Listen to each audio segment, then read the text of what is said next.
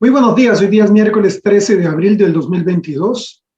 Estamos ya a inicios del segundo trimestre de este año, un año que ha ido modificándose poco a poco las restricciones en muchos de nuestros países, pues ya esperemos que en los meses futuros, pues los eventos sean presenciales. Podemos no solamente compartir ese espacio con los amigos y colegas, sino también tener un poco más de interacción. Así que el día de hoy vamos a ver un programa con la licenciada Patricia Magnelli, a nuestra compañera de Argentina. Y antes de eso vamos a ir a hacer un pequeño anuncio.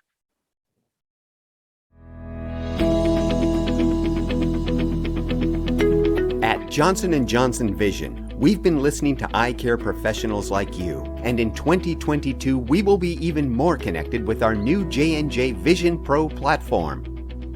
A unique platform which provides access to qualified content on visual health, and where you can find everything you need for your day-to-day practice. The platform was created to simplify access to qualified content on vision and become a one-stop shop website. With a new and revamped online training on demand, we will have individual courses, instructor-led courses, certifications, and also relevant tips.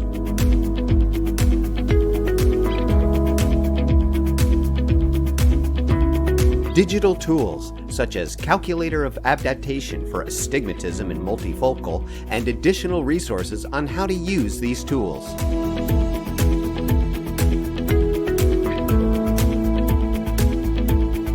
Variety of product-related content that is uploaded frequently with our upcoming launches.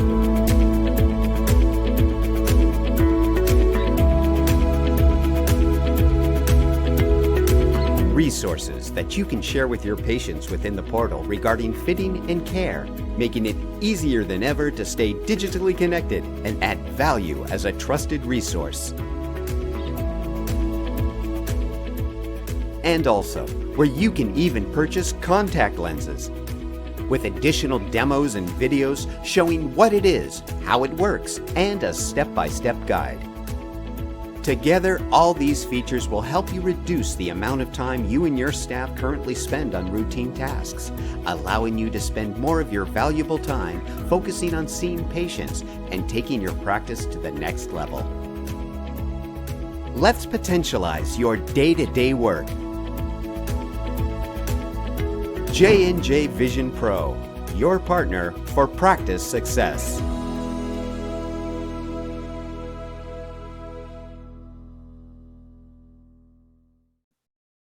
Muy bien, estamos de vuelta el día de hoy. Vamos a hablar de cómo mejorar la adaptación de lentes de contacto incorporando a los exámenes diferentes test. Así que Patricia es optómetra, licenciada en óptica y es docente también de la Universidad de Morón durante mucho tiempo. Es miembro de YACLE y también es fellow de YACLE. Así que Patricia, bienvenida, muy buenos días a este programa. Muy buenos días, un gusto estar acá compartiendo con ustedes en la radio, así que bueno, este espacio, muchísimas gracias por la invitación. Ok, vamos a conversar el día de hoy de cómo mejorar la adaptación de lentes de contacto incorporando test. Y justo conversábamos algo rápidamente con Patri antes de comenzar el programa el día de hoy. Decíamos que si queremos optimizar, si queremos minimizar, digamos, el impacto de una deserción o problemas que pudieran haber sido de alguna manera prevenidos previamente con exámenes en el paciente, partimos de una serie de pruebas que son de rutina, ¿no? No estamos hablando de exámenes muy complejos, muy tecnológicos, estamos hablando de pruebas de rutina. Así que Patricia nos va a contar el día de hoy pues, cuál es su experiencia, y es docente del área de lentes de contacto, cuál es su experiencia respecto a los test. Comenzamos, Patrick, con la agudeza visual. Principalmente lo importante, lo que trato de inculcar todos los días, cada vez que estoy con los alumnos, de que no vendan lentes, sino que realicen una adaptación, que tengan conocimiento de lo que es la anatomía ocular, como para poder evaluar, tanto sea la agudeza visual, como realizar otros test y poder evaluar realmente si hay alguna anomalía, como para poder derivarlo. Entonces acá fundamental, la parte de agudeza visual nos va a dar un montón de información. Y tenemos diferentes optotipos, y tenemos también que tomarlos tanto a la distancia lejana como a la cercana.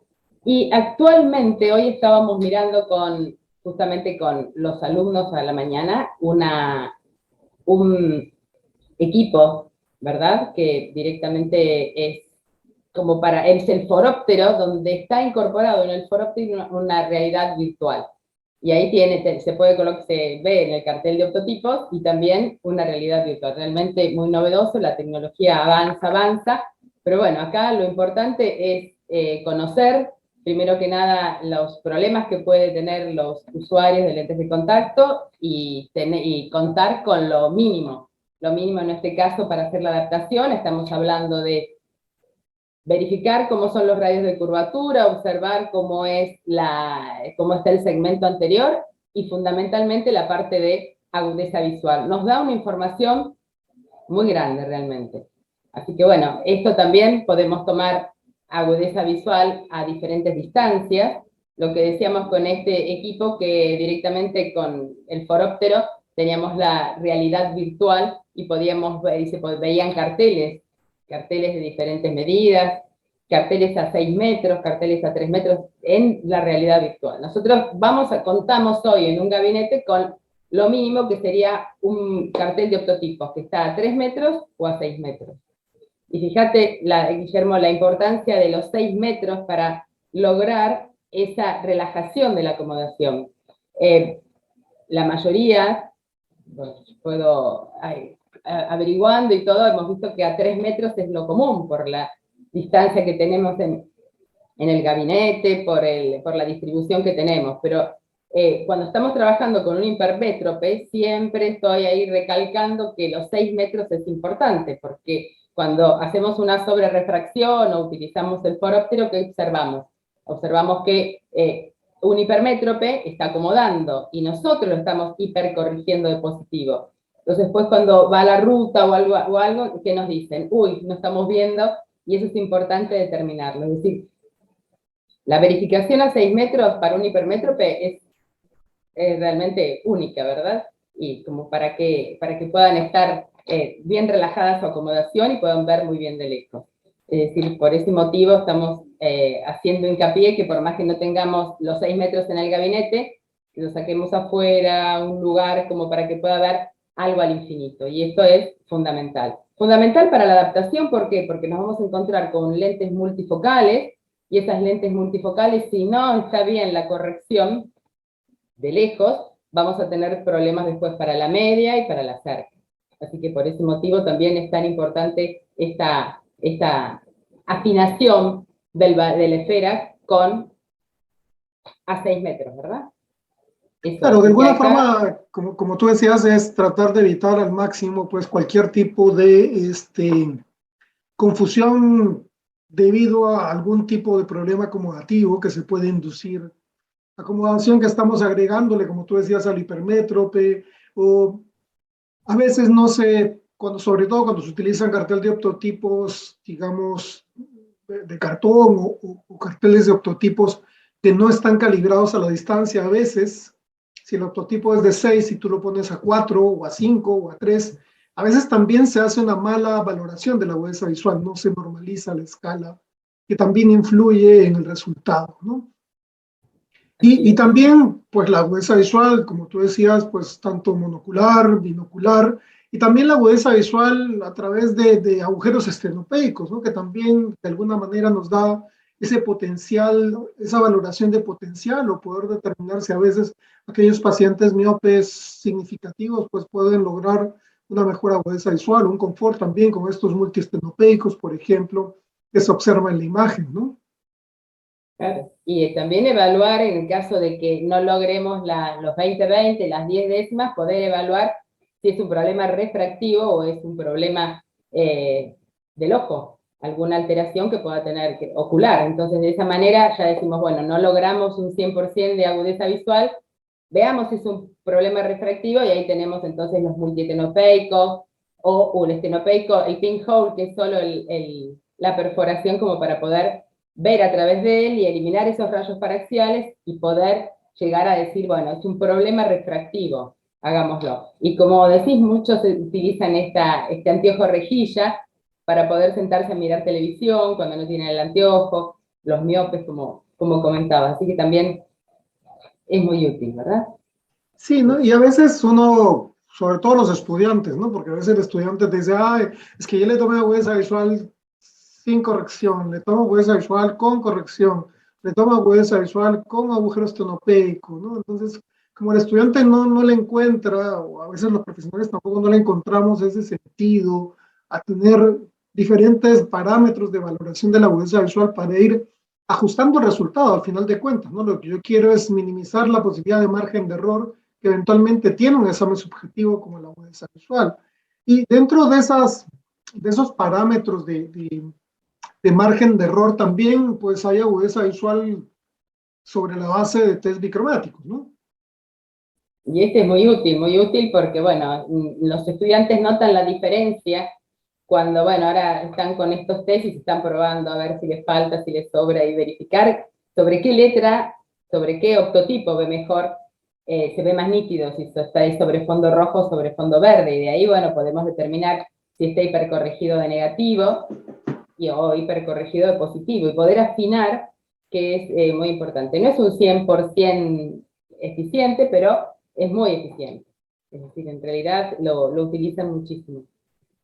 Y pueden O sea, se ahí. utiliza como una forma de afinar pues la esfera, ¿no? Como tú decías, para evitar criterios de hipercorrección, sobre todo cuando se hipercorrige negativo, ¿no? Que es muy común, porque yo lo he visto con cierta frecuencia, que lleguen pacientes miopes, digamos, usando correcciones ópticas en gafas, cuando vienen a lentes de contacto, uno les hace una refracción para tratar de ver si es que es el valor real a usar en el lente de contacto, y uno se da con la sorpresa, pues, que el paciente está hipercorregido, ¿no? Hipercorregido por media, por 3/4 dioptría, a veces por una dioptría, porque no se hizo un buen subjetivo, no se hizo un buen test dibicromático para una afinación, digamos, inicialmente gruesa de la esfera que te hubiera podido permitir, pues, darte cuenta de ese componente acomodativo que estabas sobreestimando, ¿no? Y estaba produciendo que el paciente aparentemente te demande más negativo, pensando que es más miope, y a veces el miope se siente más cómodo cuando está hipercorregido al principio, ¿no?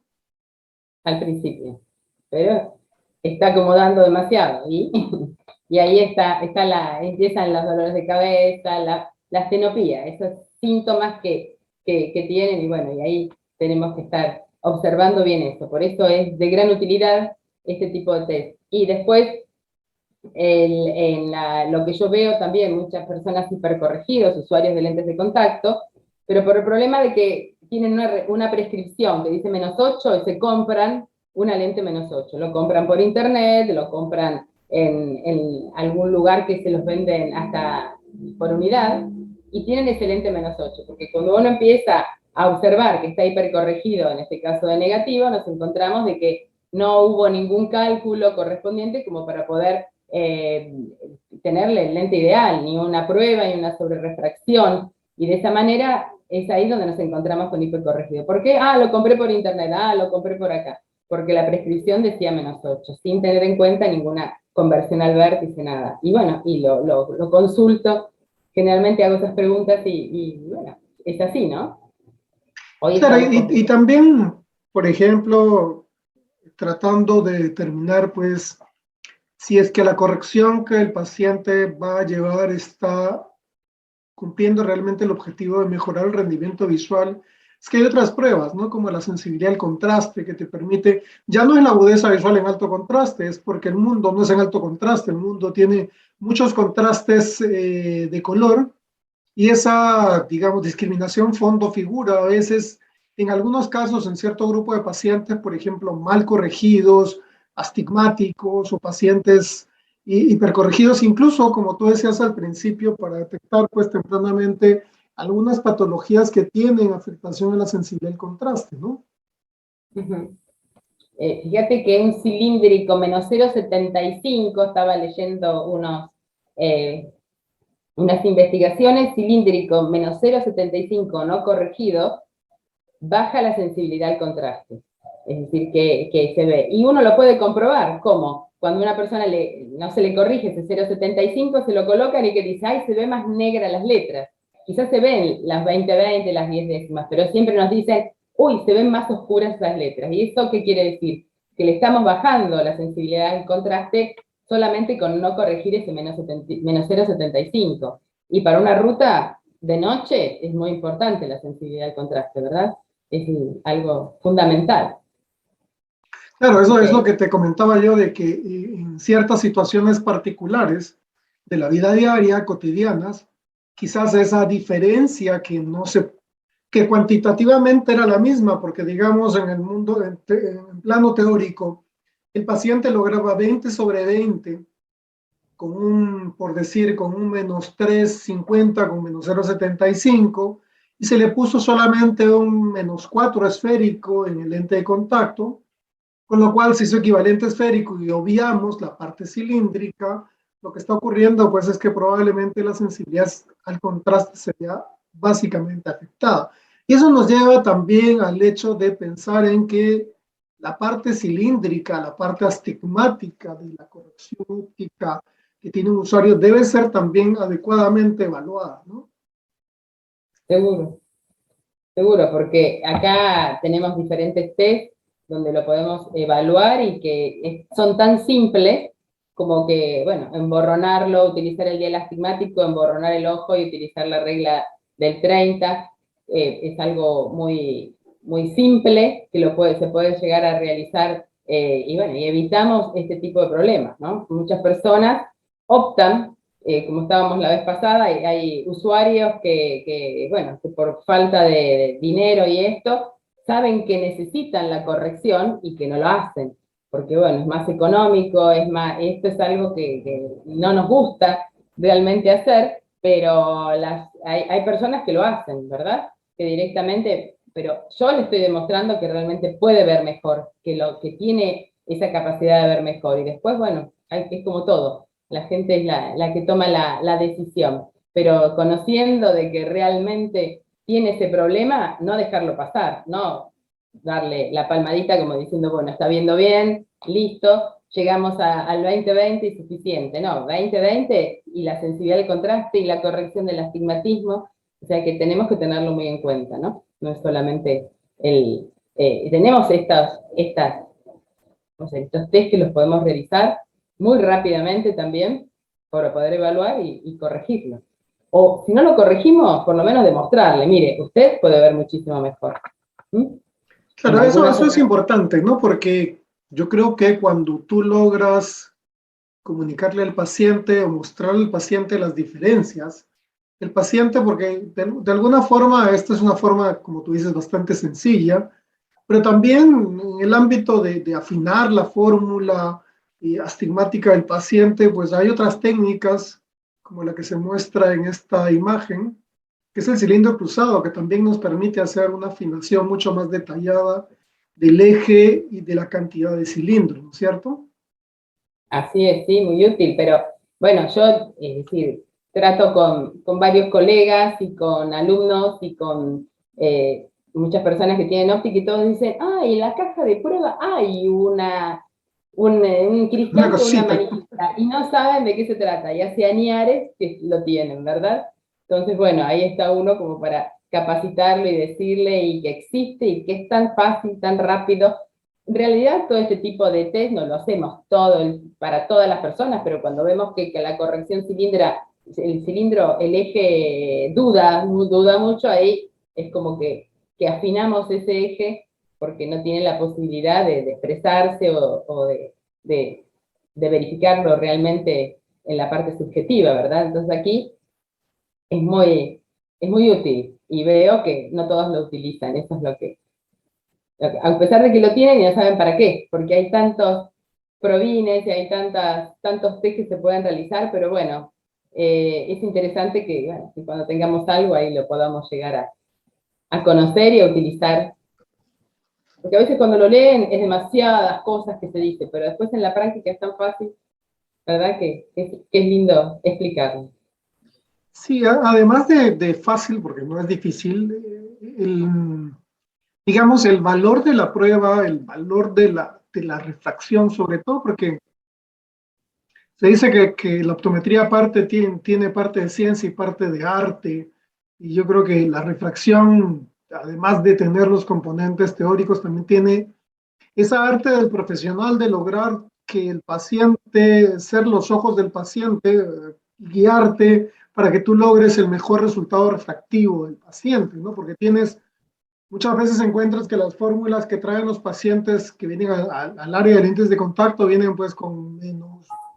Si los autorrefractos les dieran algunos, dan valores en 0,2 en octavo dioptría, pero te aseguro que vendrían con esas fórmulas, ¿no? -3 con -1, 37 por 37 grados, ¿no? Y toca de alguna forma poder aterrizar esas refracciones desde el punto de vista de afinar, ver realmente, porque a la larga el paciente va a usar lente de contacto basado en esa refracción, ¿no? Y entonces, si está bien o está mal, pues definitivamente lo que va a ocurrir es que el paciente, como tú decías, va a tener inconfort y de repente, si es muy joven, la acomodación le va a ayudar.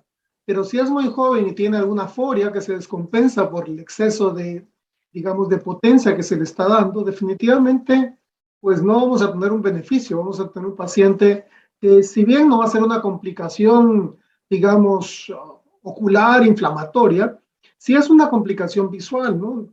Yo creo que Síntomas. a veces no nos ponemos en los zapatos del paciente desde el punto de vista de empatía y pensamos cómo me gustaría a mí ver a través de mi corrección si realmente tuviera alguna diferencia por pequeña que fuera, ¿no?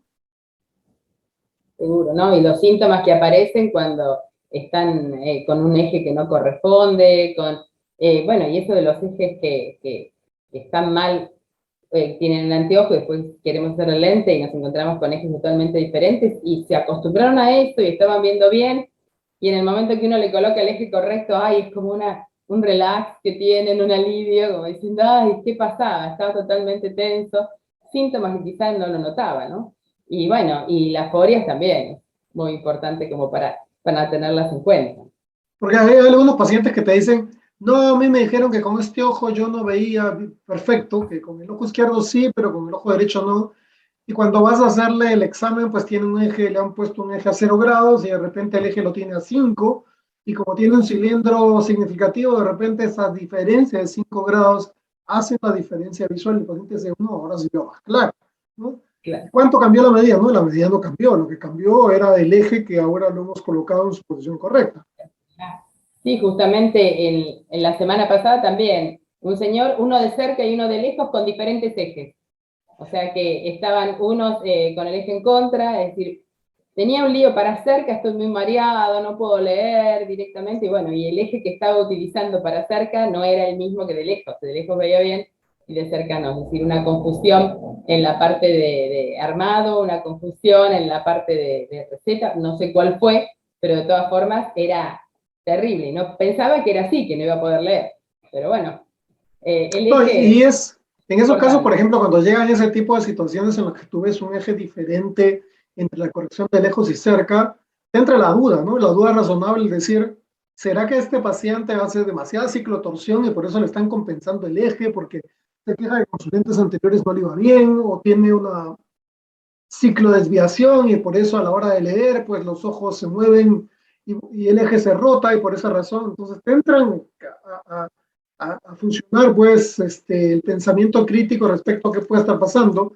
no haga sencillamente de repente se hizo un cálculo inadecuado de la ciclotorsión y se te está dando ejes diferentes con los cuales el paciente, o sea, la teoría del equipo nuevo dice sí, cámbiale, pero a la hora el paciente no puede tomar esa corrección como aceptable, ¿no? Claro, claro. Y bueno, y el relax lo notan. Así que bueno, ahí tenemos que estar muy atentos y lo mismo en la parte del lente de contacto, ver bien cuando tienen la corrección astigmática, de corroborar bien el eje, compensarlo en caso de que gire, eso es importante. No es solamente colocar el eje y después la lente plum, va, viene, o hay que cambiar diseño, o hay que cambiar curvas como para poder lograr lo mejor, lo más estable posible, ¿verdad? Porque, bueno, es así también, vienen con inestabilidad del giro en la lente, y muchas veces, bueno, no solamente es, tenemos que verlo cómo compensarlo, tenemos que ver cómo afinamos realmente qué es lo que necesita y cuál es el diseño de lente ideal, ¿verdad? Eso es importante. Entonces, en Bueno, esta primera parte tenemos, digamos, las pruebas refractivas, ¿no? Todo lo que es refractivo.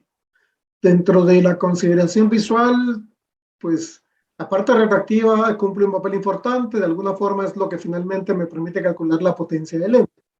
Pero por otro lado tenemos otras pruebas, ¿no? Otras pruebas que nos van a permitir evaluar algunas otras consideraciones del sistema visual, la parte ocular, la parte motora, la parte sensorial que vamos a ir viéndolas a continuación. Cuando pensamos en la parte ocular, o sea, si la agudeza visual mejora o no mejora, pues hay pruebas sencillas como la que se muestra en la imagen que nos pueden ayudar a tratar de determinar si el paciente realmente tiene un problema, digamos, en la retina o es un problema de agudeza visual derivado de una mala refracción. solamente con tener la cartilla de pruebas, tenemos en el gabinete lo que es la cartilla de prueba de cerca, y tenemos también una cartilla de Amsler. Esa cartilla de Amsler nos da y es tan rápido como digo todo este tipo de test, nos da una información muy importante, a ver cómo está su mácula. Muchas veces con un ojo veo bien, con el otro veo un poco borroso, y en ese borroso, a ver, ¿es distorsión o es realmente borroso que le falta corrección o tiene un problema en mácula? Y ahí, si es un problema macular, directamente lo descartamos, bueno, utilizando la cartilla de Amsler. Y ahí es fabuloso, porque inmediatamente nos dice, veo el punto negro, pero el borde superior derecho, el cuadradito ya no está más, y bueno, nos va dando información con esto. Y es algo muy, muy económico en cierta forma, no necesitamos nada más que evaluar esa mácula como para poder llegar a decir, bueno, hay alguna alteración, y hacer la derivación correspondiente. Me ha ocurrido muchísimas veces en todos estos años de tener usuarios de lentes de contacto bueno, que quizá dominan mucho un ojo y el otro no tanto, y ¿cómo ve? Perfecto. Entonces, a ver, estoy re feliz, ¿cómo? Perfecto. Y en este, no, en este se ve distorsión, se ve algo. Y como era tan alta, tan grande la dominancia de un ojo, que el otro ojo que tenía problemas no se daba cuenta. Y ahí de esa manera, bueno, ahí está. Presento la cartilla de Amsler, y ahí en ese momento es como que hay alguna distorsión, y bueno, podemos hacer la derivación correspondiente, ¿no? Claro, y en este tipo de situaciones, pues se trata de que si yo tengo un hallazgo clínico que nos indica que hay cambios, pues sencillamente hay que remitir al paciente. Eso no va a cambiar, digamos, la parte refractiva no va a cambiar, porque si le hicimos bien no va a cambiar el resultado refractivo. Sin embargo, sí vamos a complementar pues el manejo del paciente con, digamos, el retinólogo, el especialista en polo posterior, que maneje un poco el caso o que le dé al paciente una explicación mucho más detallada de su condición visual, por ejemplo, ¿no? Otro aspecto importante es la visión binocular, ¿no? Y hay pruebas como la que se muestra aquí, que también es muy simple y sencillo poder evaluarla, ¿no? Sí, solamente colocarle el anteojo rojo-verde y que sea complementario al test, es decir, que yo apoye el rojo y se vea el verde totalmente negro, y apoyo el verde y el rojo se ve totalmente negro, porque muchas veces hacen el test y no verifican bien que sean complementarios los colores, y de esa manera el test no pueden evaluar bien. Pero la fusión es muy importante. En caso de lo que sea la binocularidad, cuando tenemos un paciente presbita y que le estamos haciendo en algunos casos monovisión, en algunos casos monovisión modificada, e igual una lente de contacto multifocal, para mí es importante verificar esta visión binocular, a ver si logra este segundo grado de visión, que es la fusión, y simplemente con el test de las luces de Ward lo podemos observar. También, todos estos test son muy simples y muy rápidos, como para colocar el anteojo y verificar, tanto sea de lejos como de cerca. Y ahí poder observar si está suprimiendo un ojo, y a ver si realmente le estamos molestando a la visión binocular, con lo que es un lente multifocal o una lente o una monovisión, que decimos, que todo el mundo decimos, no, monovisión no, porque todos estamos, es decir, vamos a perder lo que es parte de la visión binocular, y sin embargo hay muchísimos que lo piden, ¿no? Hay gente y más que he hecho muchísimas pruebas de lentes multifocales, algunos fantásticos, fabulosos, recontentos, y otros no. Otros están con que quieren seguir con la monovisión. Y no me pasa, no sé, y consulto con colegas y le pasa exactamente lo mismo. Aunque decimos actualmente la monovisión no es la correcta, pero ocurre. No sé qué experiencia. Digamos que con esta prueba, por ejemplo, estamos hablando de la fusión, ¿no? El segundo grado de la visión binocular. La percepción simultánea, la fusión, y acto seguido viene pues la estereopsis, que sería el tercer grado de la visión binocular. Y en muchas ocasiones pierden la visión binocular, justamente pierden la estereopsis, que es el grado más alto de la visión binocular, y lo pierden y después quieren ir, o hay muchas personas también que van tienen una miopía, -2, entonces todo el tiempo están, no ambos ojos -2, sino que se quitan un lente, ya directamente te vienen a informar que me quiero quitar el lente de contacto. Bueno, ahí estamos nosotros indicándole que pruebe un multifocal, que vea cómo va a funcionar. No, no, no, yo estoy feliz de esta manera. Y se quitan el ojo no dominante, vamos a decir, el lente de contacto. Y están así, pero están perdiendo estereopsis, es decir, entonces ahí le podemos demostrar con un test de estereopsis lo que pierde, lo que no está viendo el 3D. Y al no ver el 3D, cuando van al cine no pueden ver perfectamente las películas que tengan 3D, cuando están conduciendo también van a tener inconvenientes. Entonces, de esa manera es como que tenemos que estar atentos a que demostrarle que están en problemas. Pero yo estoy reacostumbrado, dice, a usar esto. Entonces, realmente no corresponde. Pero Sí, acá hay que porque demostrar. como tú dices, los pacientes a veces te dicen, yo ya estoy acostumbrado a esto, pero por lo menos mostrarle cuál es la diferencia, ¿no? Cuál es el punto de corte en la diferencia entre lo que él está, entre comillas, habituado y qué es lo que gana si le damos una visión más integral, ¿no? Una visión mejor corregida, una visión con una evaluación. Y sobre todo en aquellos pacientes, por ejemplo, anisométropes o aquellos pacientes que tienen diferencias refractivas que los han llevado a condiciones ambliópicas, ¿no? Que también hay algún desmedro de la estereopsis y que nos va de alguna forma pues hacer seguimiento o pensar en que pues si la diferencia no es refractiva, la otra parte de la ecuación estaría en la motricidad ocular, ¿no es cierto? Así es. Y bueno, y evaluar los movimientos oculares. Quizás todas las pruebas no las estamos haciendo en todos los pacientes, pero la motilidad ocular nos está informando de cómo están esos músculos extraoculares, y no solamente el músculo extraocular, sino lo que es el mesencéfalo, lo que es toda la parte del sistema nervioso central. ¿Por qué? Porque estos músculos están inervados por los pares craneales, por los nervios craneales, y de esa manera estos tienen orígenes en el núcleo que está en el mesencéfalo, y nos dice, bueno, hay un problema neurológico. ¿Qué es lo que ocurre? Me había ocurrido con una paciente de que me siento incómoda. Bueno, cuando hay algún inconfort o algo, empiezo con todos los test. Y en este caso de la motilidad ocular, en el momento que llevaba la linterna hacia el lado derecho, su ojo tenía un poquito de nistagmus. ¿Qué pasa con ese nistagmus? Mirando derecho al frente no, pero en las otras posiciones secundarias de mirada se le veía un leve nistagmus. Entonces, bueno, directamente hay algo que el cerebro está diciendo que algo está pasando. Entonces fue al neurólogo, fue derivada al neurólogo, al neurooftalmólogo primero, como para hacerlo, y ahí trabajaron neurooftalmólogo con neurólogo, porque bueno, parecía que era una enfermedad desmielinizante, justamente, bueno, porque tenía alguna alteración en los movimientos oculares. Como me pasó una vez, no lo dejo de hacer, como para evaluar las 9 posiciones de mirada y poder indicarle que, bueno, que está todo funcionando bien, o que tiene una limitación en un músculo, o que tiene una parálisis, una paresia, y de ahí en más poder llegar a indicarle qué es lo que está pasando y poder derivarla.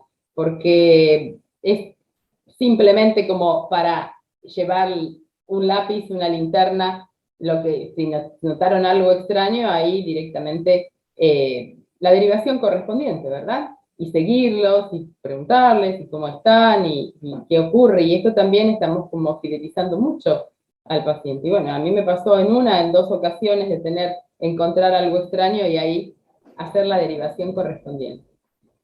Eso. Claro, ya mira, hemos ido pasando pues de la parte refractiva a la parte de valoración ocular, de la salud ocular, la parte, digamos, de la visión binocular de forma más integral.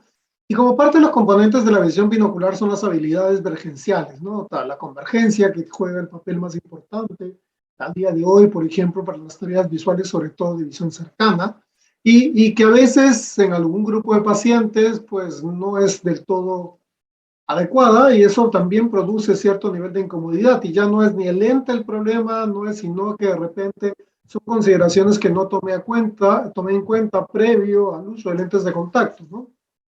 Ujú.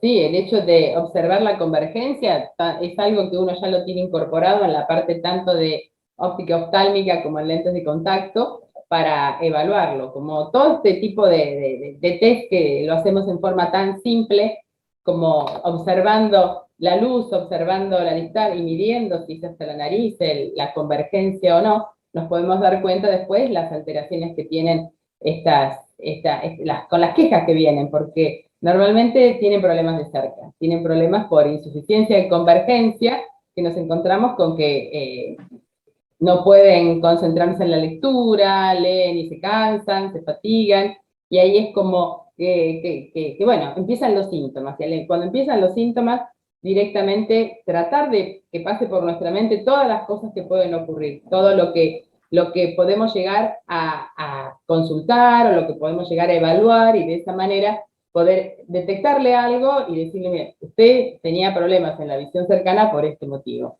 Y ahí el PPC es tan, como yo digo, todo tan simple, pero hay que hacerlo, y tenemos que pensar en ello en el momento de que vamos a hacer. Como les decía, en la parte oftálmica, una insuficiencia de convergencia, un multifocal, también tenemos problemas. Multifocal, cuando tienen que no pueden converger, es decir, vamos a hacerle algo muy personalizado, y sin embargo estamos haciendo el multifocal convencional y que después no puede ver. Y es solamente por falta de convergencia. Así que es algo para controlar y muy importante en la adaptación, cuando estamos adaptando lentes de contacto, que estas personas con esta insuficiencia de convergencia tienen muchísimos síntomas. Y estamos ahí para darle un poco de terapia, indicarle cuál es la higiene visual, que tiene que tratar de hacer alguna actividad, alguna terapia visual como para lograr mejor convergencia. Dentro también del grupo de estos exámenes de visión binocular o de complemento, están los exámenes que nos permiten determinar el estado de la valoración de las forias, por ejemplo, ¿no? A través de una prueba sencilla también, como tú mencionabas, que es el cover test. Así es, el cover test tenemos para determinar tropias, para determinar forias, y es muy importante hacerlo porque hemos hablado recién en la parte refractiva, en el caso de que esté hipercorregido y que tiene una foria hipercorregido de negativo y que tiene, vamos a decir, una endoforia, vamos a tener inconvenientes, ¿verdad? Lo mismo el hipermetro. Entonces tenemos que verificar qué foria tiene y qué estamos haciendo en la parte refractiva, si estamos aumentando aún más la foria o no. Entonces, en este caso, es decir, trabajar con la parte refractiva, a ver qué es lo que ocurre.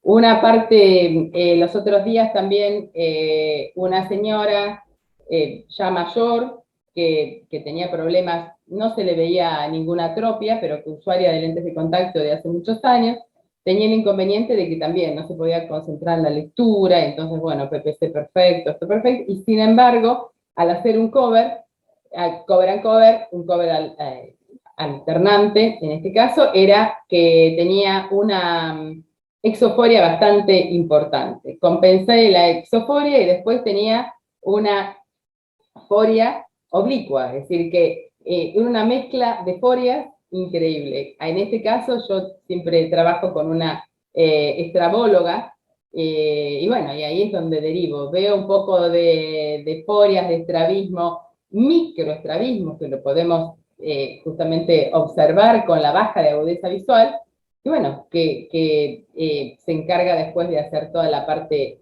la derivación a terapia, todo lo que sea terapia visual para compensar esa foria, de buscarle también lo mejor como para que pueda estar cómoda en la lectura. Y ya sabe de que la parte de lectura bueno, ahí se descompensaba mucho más la foria, en la parte de cerca, y bueno, la lectura era imposible.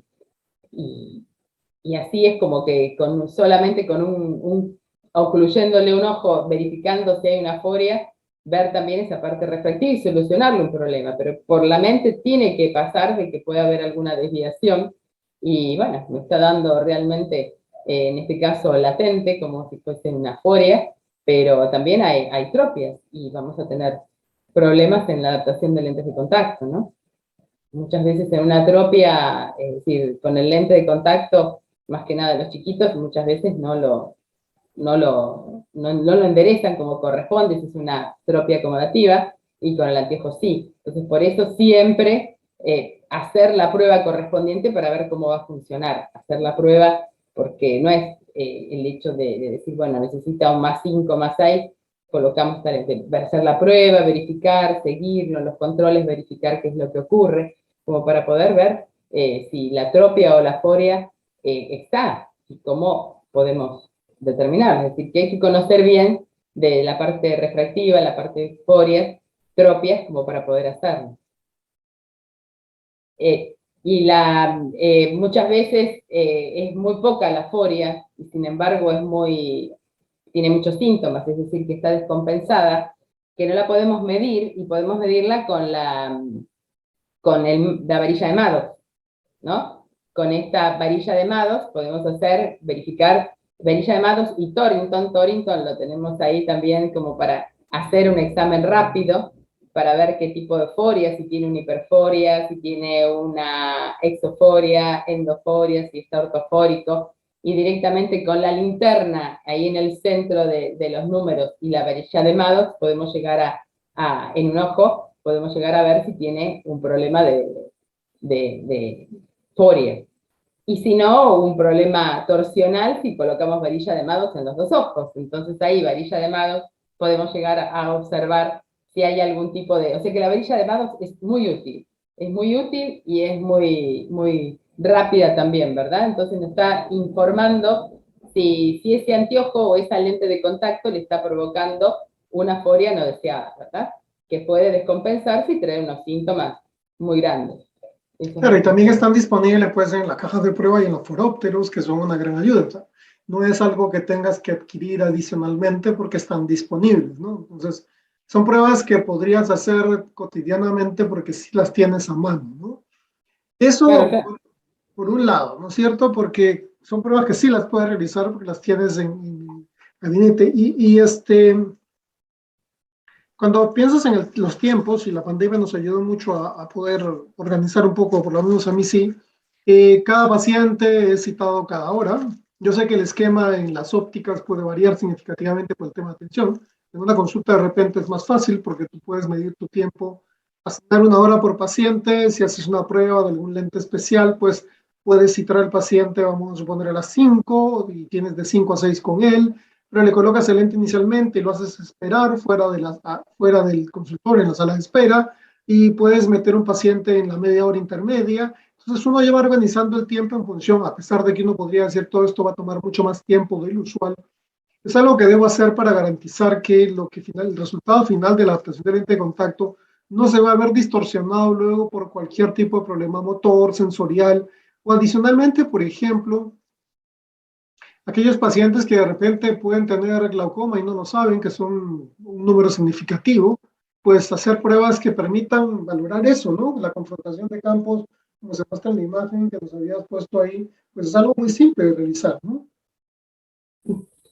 Es muy simple y es muy útil. Yo tuve un problema con un paciente hipermétrope alto, siempre con alguna queja. Era personal trainer, es decir, que siempre estaba en actividad física y todo lo demás, y bueno, y tenía mucho inconfort con su corrección. Controlamos forias, controlamos motilidad, pero no controlamos confrontación, no confrontamos nuestros campos. Al no confrontar el campo, ¿qué pasó? Iba al oftalmólogo, el oftalmólogo le daba cita para hacerse vamos a decir, una campimetría, no, tendría que ser una toma de presión intraocular en la segunda consulta, y él después no iba. es decir, después indagando todo su historial, era que no se había tomado la presión durante mucho tiempo, por más que haya ido al oftalmólogo, en la segunda consulta nunca llegaba. Fondo de ojo, toma de presión, no se había hecho. Iba en la primera consulta, y bueno, y ahí pasó. Después de unos años llegó con caminando muy mal. ¿Qué te pasa? No, es que perdí todo el campo visual porque tengo un glaucoma muy avanzado. Entonces perdí todo el campo visual inferior. Y yo lo estuve controlando, verificando y nunca le hice una confrontación de campo. Después de esto, ya pasó hace unos años, después de todo eso, a ver, de pie o sentémonos a la misma altura, confrontemos nuestros campos. Y ahí es una prueba tan rápida y tan sencilla, mira la mano, la seguís viendo, y ahí de esa manera es como que hoy estoy, por suerte, solamente me pasó con esta persona y después he detectado dos que es derivado al oftalmólogo como para que vaya, acá no me ves la mano, bueno, ¿qué pasó? Entonces ahí andá, concurrí, podés tener esto, cuánto hace que no te controlas la presión intraocular, qué antecedentes tenés, todo lo que uno puede llegar a hacer y bueno, y el problema de los que tienen glaucoma, las personas con glaucoma de ese campo visual que se va cerrando es terrible, es complicado. Así Sí, que además bueno. que no son pacientes sintomáticos en muchos casos y entonces, como tú dices, el paciente llega después de algunos años y te dice, no, me han dicho que tengo glaucoma, pero ya está avanzado y he perdido campo visual. Y entonces, como tú dices, una gran pérdida de campo visual podría ser detectada por una confrontación. Una pérdida inicial, ¿no? Porque los campímetros miden, los perímetros y los campímetros computarizados miden 30 grados del campo visual central. Eso quiere decir que pues, a 260, 150, 140 grados, una confrontación, digamos, que no tiene mucha ciencia el hacerla, pues definitivamente va a ser de mucha ayuda. Por otro lado, también tenemos algunas pruebas que tienen un carácter mucho más ocupacional, ¿sí? Para el futuro ocupacional de los pacientes, que son las pruebas de visión de color, también, ¿no? Que muchas veces las obviamos cuando pensamos en cualquier área de evaluación de la salud visual. Sí, acá nos está diciendo la pérdida. Algunas personas que nacen con problemas de colores, entonces en este caso las discromatopsias son muy comunes en los varones más que nada, es decir, siempre le hago y bueno, siempre nos encontramos con los caballeros que están con el problema de la discromatopsia y que nunca se dieron cuenta, no lo saben, pero sí tenemos que tener presente cuando es una discromatopsia adquirida, ¿no? ¿Qué está pasando? ¿Qué es lo que ocurre? ¿Qué es bueno, un glaucoma puede aparecer porque una neuropatía la podemos encontrar directamente porque tienen inconveniente con los colores. Entonces ahí esta prueba de colores que en muchos centros donde se consigue la licencia para conducir, directamente lo verifican, no sé, si en Latinoamérica, en Argentina por lo menos son pocos los lugares donde piden el test de colores para poder conducir, pero de todas formas hay trabajos que sí, que lo solicitan y que es muy importante conocerlo. Pero el problema acá es que nosotros tengamos en cuenta si es una discromatopsia adquirida o es congénita. Si es congénita, se acostumbran a ver y está bien. Entonces de ahí en más podemos hacer. Si es unilateral, ya sabemos que, bueno, la adquirió, ¿verdad? Entonces ahí, ¿qué pasó? Con un ojo tiene problema de que no puede distinguir bien los colores y con el otro no. Entonces, bueno, ya ahí estamos hablando de una neuropatía y tenemos que estar viendo, porque bueno, justamente a ver si es este problema de nervio óptico. Y ahí, bueno, directamente neurooftalmólogo es ahí donde vamos a comunicarnos y a enviarlos y hacer la derivación esa correspondiente. Claro, porque es algo que finalmente, pues, simplemente requiere evaluación, requiere de alguna manera un buen diagnóstico para poder comunicarle al paciente qué es lo que está pasando. Como tú dices, mucho más serio cuando el problema es adquirido, cuando esta discromatopsia es adquirida, porque significa que hay algo que no está bien. Menos serio cuando es congénito, porque el paciente toda la vida ha visto así, y generalmente no afecta la agudeza visual, ni tampoco los defectos refractivos. Lo que el paciente tenga, pues miopía, hipermetropía o astigmatismo, o combinados, elementos combinados, pues sencillamente va a ser lo mismo. La única diferencia es que no tiene la habilidad para percibir ciertos matices saturación o tono de los colores, ¿no? Que es algo diferente que puede afectar de alguna forma pues cierto tipo de actividades futuras profesionales, si es un niño, por ejemplo, ¿no? Ocupacionales. Y finalmente, para mencionarlo, el test de saturación del rojo, ¿en qué condiciones lo realizas? Que están estas cartillas también como para realizar este test de saturación al rojo y poder ver si hay una neuropatía. Cuando vienen con muchos síntomas y algo, solamente si queremos algo simple, mostrarle este frasco con tapita roja, tanto de un ojo como del otro, y consultarle si es el mismo color.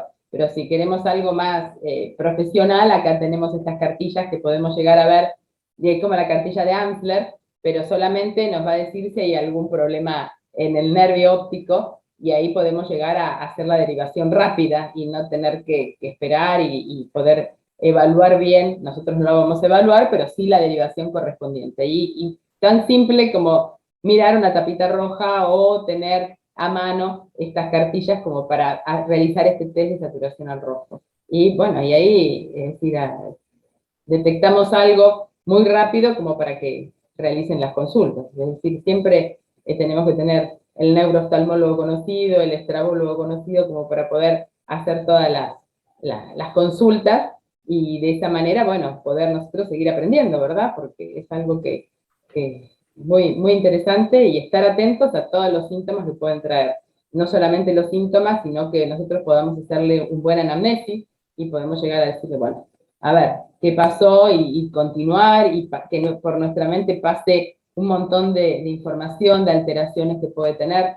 El ojo tenemos una conexión directa con el cerebro, con el sistema nervioso central, así que tenemos que estar atentos a eso, ¿verdad? La observación y una buena anamnesis. Claro, es un resumen de lo que has mencionado, por ejemplo. Habíamos visto, pues como tú dijiste, pues, las partes refractivas, la parte motora, la parte sensorial, también la determinación de cierto tipo de patologías que a veces se pasan por alto porque el paciente tampoco las toma en cuenta, ¿no? Y definitivamente como parte de nuestra labor de profesionales de salud de carácter primario está en la detección temprana. Y yo creo que muchas de estas pruebas pues son de mucha utilidad. Y como hemos visto, no involucran una gran inversión en tecnología de manera preliminar. De screening rápido, nos permiten hacer una remisión al paciente. Quizás en la remisión al paciente se le dan pruebas complementarias. Imaginemos que tú encuentras a través de un test de saturación al rojo el riesgo de una neuropatía. Pues el neurooftalmólogo probablemente lo que haga es hacerle un OCT de polo posterior y algunos otros exámenes complementarios, pero ya para poder determinar el grado y magnitud del problema del paciente para que ya el médico tratante pueda realizar el tratamiento correspondiente. Pero nuestra labor estará enfocada en poder, a partir de una consulta que de repente viene para hacer de lentes de contacto, finalmente terminamos dándole al paciente la posibilidad de proteger su visión futura, ¿no? Entonces, yo creo que esto es extremadamente importante, no debemos dejarlo pasar por alto, ¿no? Porque a veces en la simplicidad de las cosas, en este mundo que todo es para ayer, en la simplicidad de las cosas, a la condición tan simplista, pues pensamos que la refracción es el único parámetro que debemos evaluar, y como tú nos has mostrado, pues hay más parámetros que se pueden hacer de forma fácil, de forma sencilla, que nos van a permitir a la larga pues evitarnos los malos ratos, inconvenientes, el volver a explicarle cosas al paciente que no le dijimos en su momento, o decirle, ay, no, es lo que pasa es que usted tiene una foria, se le desvía un ojo, ¿no? Entonces, cuando ve de cerca se le desvía un ojo, entonces por eso que el multifocal no le está funcionando, por ejemplo, ¿no? Cosas tan simples como esa que en su momento pudieron habernos dado la explicación correcta al paciente, decirle, mire, usted tiene una desviación ocular mayor en visión de cerca, de cerca probablemente con su lente de contacto y con sus nuevos lentes oftálmicos tenga algún tipo de inconveniente, ¿no? Así es, así es.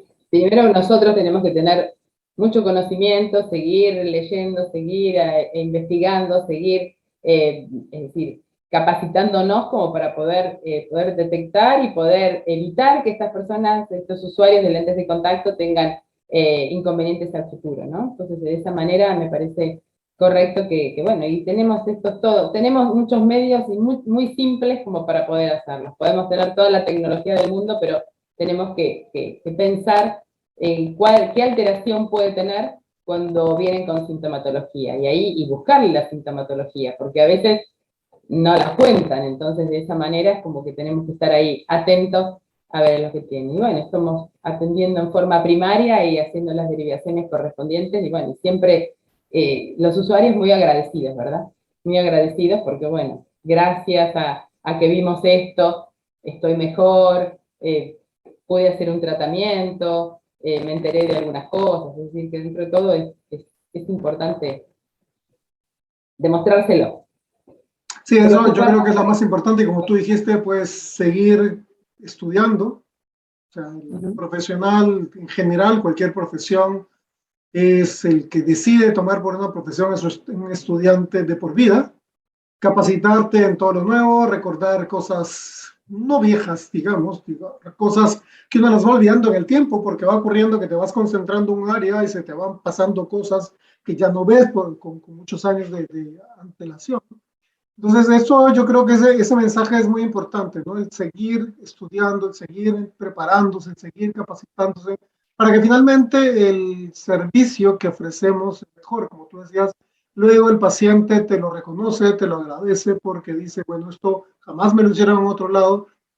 No estamos hablando de cosas muy complejas, hacer una valoración básica, una confrontación de la necesidad del paciente. ¿Usted alguna vez hizo un fondo de ojo? Usted tiene 40 años, tiene antecedentes de glaucoma familiar, perfecto. Siéntese adelante, amigo, tápese un ojo y usted me va a decir si ve o no ve lo mismo que yo le estoy enseñando, ¿no? Entonces, cosas tan simples como esas son importantes para el paciente finalmente en el manejo y en la derivación, porque digo, si yo encuentro algo sospechoso, pues remitiré al paciente, ¿no? O sea, eso no significa que me quede simplemente con esa primera instancia, sino que realmente remita al paciente para un examen mucho más profundo, de repente con mucho más tecnología asociada, pero el síntoma y la clínica te van a dar la primera alerta. Yo creo que ese es el mensaje más importante de lo que nos has venido comentando el día de hoy. Así que, Patri, yo quiero darte las gracias por tu tiempo y por la disposición a participar el día de hoy en este programa, que siempre los miembros de YACLE son bienvenidos, siempre son los protagonistas. Y nada, te invito a tus palabras finales de despedida.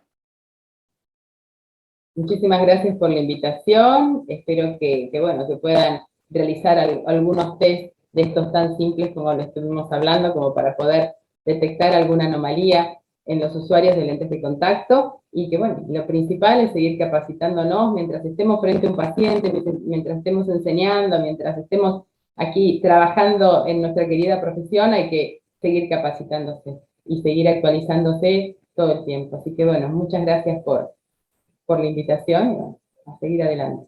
Muy bueno. Gracias, Patri, gracias por tu tiempo, porque muchas veces es quitarles un poco de tiempo de la consulta, del día a día, del trabajo, y gracias siempre por estar a la disposición de las invitaciones. Así que nada, este ha sido el programa de hoy. Los invitamos la próxima semana a otro programa de YACLE.